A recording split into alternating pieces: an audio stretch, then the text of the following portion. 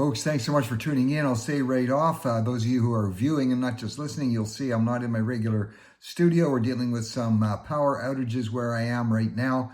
And so quality of viewing may be a little less than optimal, probably won't hurt me. A little bit of shadow on the face hides my wrinkles. So just deal with it and we'll see how soon the power comes back in. And stay tuned right now today for some alarming stuff coming out of the Middle East and also implications in the US and Canada. Being asked about a weird situation. Would they allow the Prime Minister of Israel, would they allow his plane to fly over our airspace? Let's jump in on all of that. And yes, for sure, we see now for the first time in the Middle East, Saudi Arabia is actually joining in with the US in terms of going after some Iranian Islamist regime missile bases that are in Iraq. And as you know, and as we've said many times before, the Islamist regime in Iran has for decades established terrorist outposts all around the Middle East, and they attack at different places all over the world. They've been responsible over the last 3 decades for killing thousands of people. And anyway, this has really cranked things up in the Middle East now with Saudi Arabia joining in. And Iran saying it's going to get even nastier and uglier. Well, we will see what happens. But West Texas Intermediate and Brent have both jumped up in price. That's over 7%. So you're going to be seeing that at some point. And also the market's very jittery because there's still issues around supply chains coming out of the Strait of Hormuz. All this may affect what the Fed is going to be saying, the Federal Reserve in the U.S. in terms of setting the rate. The speculation is that your borrowing rate, or the main bank borrowing rate at around 3.5%, would probably stay in that range, maybe notch up just slightly, but no big change. We'll see, in fact, if that works out or not. The Prime Minister of Iraq, Ali al-Zadi, has canceled meetings that he was going to be having today with the Saudi Arabian leader Mohammed bin Salman.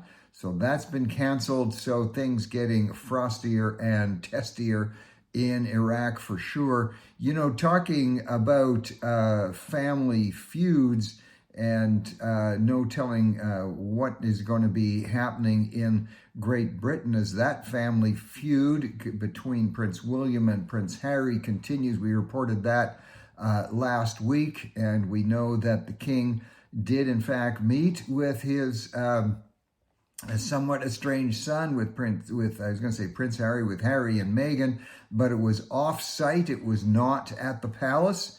And apparently the meeting was kept sort of confidential. Prince William wasn't even made aware of it until it was happening. And now it's coming out that Harry is going to be coming back in September, and that the king, King Charles, has, quote, offered him a room at Buckingham Palace. So King Charles trying to stay with protocol and yet still keep up the family issue. You know, we can talk about protocol, and it is important, and William is very concerned about protocol here and about Harry and Meghan and their many, many attacks on the Queen when she was alive and on the family, and going public on Oprah and doing a documentary, and then Prince Harry's book called Spare, in which he was highly critical of his own family in public. And they say it's not just hard-heartedness on his brother William's part that he's not extending a hand to him. William sees that this is an attack on the monarchy itself, and he's taking it very seriously. So we'll see what happens in September when Harry books in getting a free room at Buckingham Palace, and see what happens there. Their alarming report and concern about 4 cities in Minnesota having feeling that they've just gone under a cyber attack in their water systems. And when this happens, of course, it's not that poison gets put into a city's water system. but the controls begin to shut down. And so there might be sudden injections of chlorine into the water, or maybe no injections of chlorine. And water supplies would have to be shut off then until the thing is fixed. So water supplies are highly vulnerable to cyber attack. Most cities do have some kind of protective provision there. And the rumor is that this is Iran affiliated. And of course, the state of Minnesota has a very high percentage of Iranian population, Muslim representation. That's the speculation, but what is not speculation, what is a factor, is that those 4 water systems were attacked. Gives you an idea of how concerns can rattle up and how easily it is these days for disputes between countries to literally go viral and go international. We'll see what's happening there. Some of the ongoing discussions about AI and the large data centers, we've talked about that extensively here on the show. We've talked about how small-minded and narrow-minded it is to be not allowing data centers to go ahead. They can be built now. We know that with provisions allowing for closed-loop water systems and allowing for alternate energy sources so that local taxpayers don't have to pay into the system, but in fact get benefits, get lower rates because of the AI centers being taxed locally. And a number of AI centers now, which do have go-aheads in some jurisdictions, are indicating that they are going to be needing, and they, as the word is, thousands of electricians, carpenters, and other trades to build these massive centers. So in a time where people are looking for jobs that are AI proof, electricians, carpenters, and other trades, pretty good signal there in terms of the positive benefits of it. Well, we'll all remember Dr. Fauci, and he was the guy who kind of led the COVID response in the US and really around the world. He's faced now, he's getting congressional hearings. He's being drilled and grilled in those hearings about what he did know, what he didn't know. Was it right to lock everybody down? And what can emerge positive from these is doing an analysis of how governments reacted in a so-called crisis time, because there was a huge taking away of human rights during that time. And sometimes that can be permissible if it's a national emergency, but governments now have increasing power just to simply declare, we think we're under emergency, or this is a national threat, and then rapidly take away rights of transportation, rights to move around, rights to move out of your home. And one of the benefits that we hope comes from these hearings is the ability for everybody to calm down and really look at the scientific medical data, to be able to say to everybody who was involved, let's say in part being part of the shutdown, say, look, those things we're going to just say you did thinking that was the best move at the time, but we have to analyze them. Was it that widely needed? And thousands of people who did not want to take the COVID shots, the COVID-related shots, and this is in the US and in Canada. Some of them, many of them, as we predicted, there's going to be massive lawsuits. We predicted that at the time, and those lawsuits are unfolding. But many of those people whose careers were ruined because they didn't want to subject themselves for what they felt were medically researched science health reasons, didn't want to subject themselves to the COVID vaccines, really need to be reinstated. We hope that works out, and some serious looking needs to be had at the scientific medical data and be able to do that. But it's very difficult today because there is so much philosophical discussion on should we vax and to what degree and to how much. We really need for people to be able to settle down, look at the hard data, especially the data on injury-related vaccinations. When we say injury-related, these are, going into the millions of people being affected, and they're still not dealing with what we call unexplained death rate increase. In almost all jurisdictions, there are when somebody dies and they don't want to really say what was the reason, it goes under unexplained. And those rates have shot up hugely and continue to do so over the last 3 to 4 years.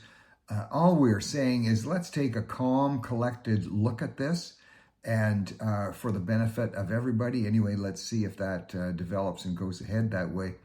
Well, the U.S. Supreme Court, as you know, some time ago cleared the way for the U.S. government to deport many, many Haitians who are there with criminal records. These are people who got into the country from Haiti when Haiti, as it having its ongoing, very severe problems, that country literally falling apart with crime, corruption, and mayhem on the streets. So many people wanted to flee. Many people got into the U.S. even though they had criminal records. And now the U.S. Supreme Court has said they can be deported if they had criminal records. Normally, they wouldn't have been allowed to come in. They did get in. Well, what that has done is many of these people don't want to be deported back to Haiti. And I have visited Haiti a number of times. I can tell the people there, there's some wonderful people there, but it is a horrendous, it is a collapsed, fallen state. Years and years of authoritarian, almost dictatorship level, high levels of government control and socialism. And Haiti, also known as being one of the centers of witchcraft practice in the world. Huge problems there. And so these people are many of them are trying to get into Canada, and Canada now looking, will Canada receive these previously convicted criminals? We're talking about the criminals from Haiti. And I want to remind our government officials, we are part of something called the Third Safe Country Agreement. So if one country, for instance, in the U.S., we have this agreement. If the U.S. is barring people for certain reasons, that should be enough to allow other countries to also ban their entry. And Canada now looking at, are they going to be allowing in many, many people with significant violent criminal records previously from Haiti? As I've said, I've been to Haiti a number of times when I was Minister of Public Safety, responsible for our federal police force. We had many of our RCMP trainers down there trying to train Haitian police into doing effective and fair and calm police service. I can tell you, even back a number of years ago when I was there, it was a mess. That country is an absolute mess. And until people make a decision to pull it together, it's going to continue that way. Very tragic situation.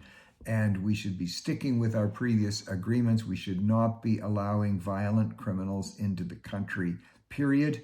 And we'll see what the Canadian government does in that regard. We're already in Canada getting increased numbers of incidents that are terror related, and we don't need more. Well, along that line, Prime Minister Carney was just asked, and he kind of ducked the question related to Benjamin Netanyahu, Prime Minister of Israel, and he had a recent meeting, as we know, yesterday with the American President Trump. Obviously, Netanyahu flew in on an Israeli plane, and would our government be allowing him to fly over Canadian airspace for safety reasons on his way back to Israel? And no clear answer coming from the Prime Minister's office. Remember, former Prime Minister Trudeau, and also, unfortunately, I say unfortunately, lack of wisdom, Prime Minister Carney, saying that if Benjamin Netanyahu came to Canada, Canada would arrest him because of the International Criminal Court ruling, International Criminal Court's foolish, unbased ruling declaring genocide on the part of Israel, when in fact there has been no genocide. That's been completely disproven as an awful hoax and a lie. And so is Prime Minister Carney going to act on the lies that were presented to the International Criminal Court? Or are they going to see Israel, as we should, as an ongoing ally? We're going to see what comes from those questions there. And talking about what's happening in Canada, the mayor of Toronto, who has been hugely controversial, and to many who are conservative thinking, and to many who really questioned her and continue to question why she wants to be soft on the Palestinian Hamas position and hard on Israel, and why she, the city of Toronto is in a mess with their housing problem, their drug and crime problem. It's an absolute mess. And Olivia Chow seeming to be not doing anything about it. So some serious contenders coming forward in the mayoralty race. One of those is Chris Hamilton, used to be a member of parliament, used to be senior cabinet minister. I know Chris Alexander. did I say Hamilton? Chris Alexander, actually a solid guy, great guy, would really be a positive attribute to the city of Toronto. Anyway, we'll see how he does. Also on the Canadian scene, the Canadian Parole Board, keeping up with its usual questionable practice, has released a man by the name of Douglas Worth. Douglas Worth has been in jail since being convicted way back in 1990 of some of the most vicious crimes, sexual in nature, that you can even imagine. The case, one principal case in which he not only murdered and raped, but also decapitated his victim and tortured. And he had other situations related to this, other priors, and now being released on full parole. And even those within the system were advising the parole board, the Canadian Parole Board, that they still see some risk at this monster being released. And again, folks, if you don't like these type of rulings, then quit voting for people who make the appointments to these parole boards. There needs to be a way that they can be challenged, but there's not a very effective way right now for that to happen. And it doesn't matter how old the criminal is. That type of crime should be life. It should be life, not eligible for parole after 25 years. Our prison facilities are such that a person can live a very comfortable life in prison and a very safe life, can be secure, doesn't have to worry about being attacked. And that's where the person should be spending the rest of their life, not being released. It is a significant disrespect to not only the women that he ravaged, not only to the women that he killed, raped, and dismembered, but to their family and to the entire community. It's an absolute outrage. Media journalists, of course, will be soft on this because they don't understand these issues and they think, oh, we can't be too tough on this guy. He's probably a nice guy now. He might be a nice guy now. He might even have totally changed right now, but it should be a life sentence with no, there should be some things where there's no opportunity for parole, and we'll see what happens. We hope that those who are warning about him not being safe and shouldn't be released, we hope that they're not proven correct. The